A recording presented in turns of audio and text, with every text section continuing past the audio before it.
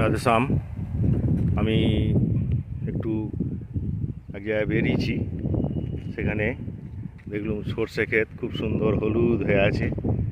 এটা রোড, এপাশেও হলুদ হয়ে আছে সর্ষে ক্ষেত।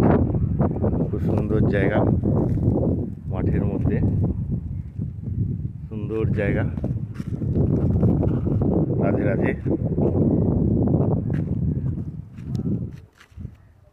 এখানে গাড়ি করে, আমার নিজের গাড়িটা ডিসকভার।